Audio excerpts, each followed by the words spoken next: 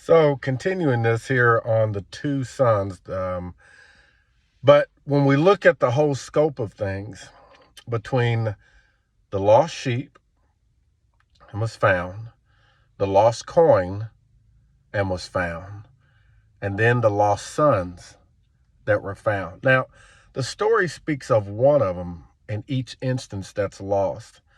But technically what you have, especially in the parable of the two sons, you have two that are living like they are orphan children. When the younger son comes back to the father, the passage says that when the father saw the son a long way off, he ran and fell on his neck and kissed him fervently. And he told the servants, kill the fatted calf, get a robe and put it on him, and put a ring on his finger. My son who was lost has now come back home. And the older son was out in the field, and the older son went and said something to one of the servants. Here's the thing. Again, what was the older son even doing in the field? Why was he out there? He should have been in the father's house, but he was out there, and the father had to come out to the son who happened to be still in the field. He came close and near to the house, but never came in. And the father had to come out of the house. Get the picture of this. And had to come to the older son. The older son said, I have been slaving for you and working for you, which meant that that older son did not see his relationship with the father like a son with benefits, but like one of his hired servants that worked for him. That's pretty interesting. So because he saw him, or because the older son saw his father like that, then that also meant that the older son was living like an orphan child. So look at this. The younger son came up with an elaborate scheme plan once he came to himself and said, look, I'm going to go back and I'm going to tell my father I've sinned against heaven and sinned against you, and I'm no longer worthy to be called your son. Get the picture of this. Then the older son comes along and he says, I have slaved and I have worked for you. And the father had to tell him, son, everything I have has always been yours. He should have known that. Everybody in the Jewish culture knew that the elder son got the double portion. The firstborn got the birthright. The elder son actually would have gotten a better portion than the younger son. So the elder son the elder son would not only get a double portion, but the elder son would get rights and ownership to everything the father had.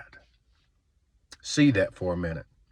The younger son didn't get the ownership and rights to the things the father had. The younger son just got the inheritance. But the elder son not only got the inheritance, but the elder son got ownership. Now, here's what this is.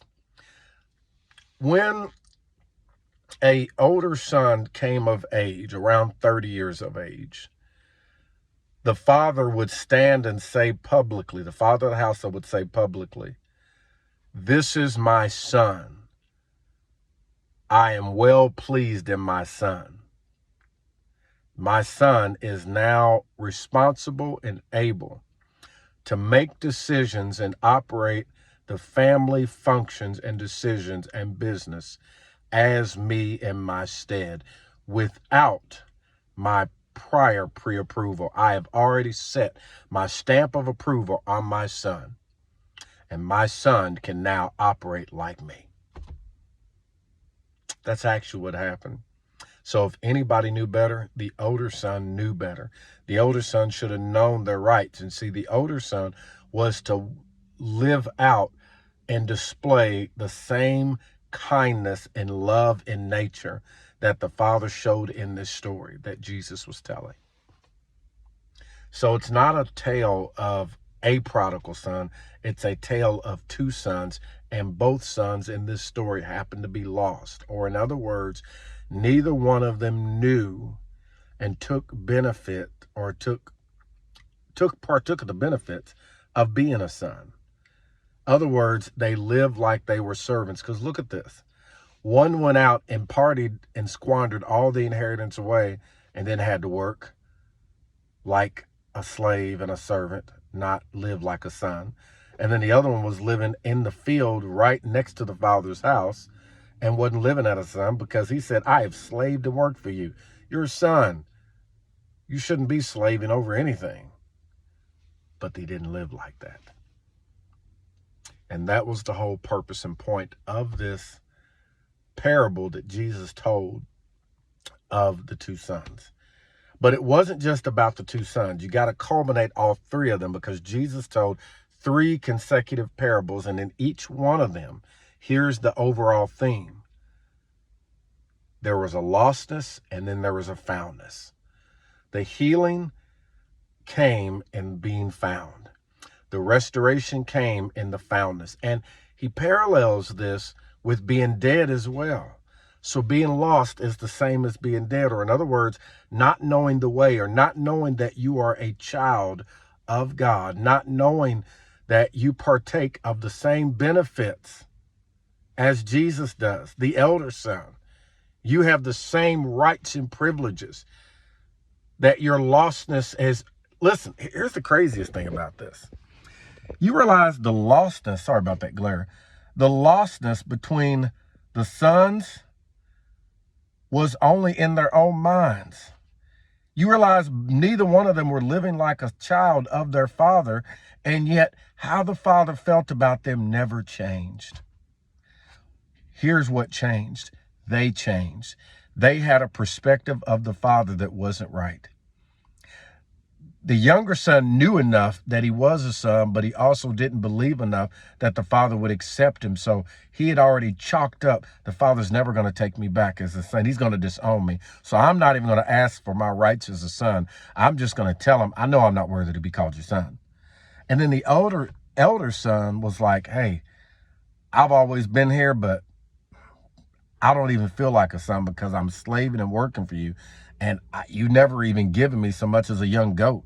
And the father's like, listen, everything I had is already yours. In other words, the son didn't have to ask for it.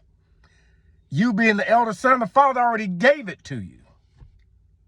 So you have in this 2 people that live like they were not sons, and yet they always had been. I wonder if this is what it's talking about where humanity's concerned. See, I want to show you something. The woman that lost the 10 drachmas, or the 1 drachma, and she had 10. Guess what? All of the coins belong to her.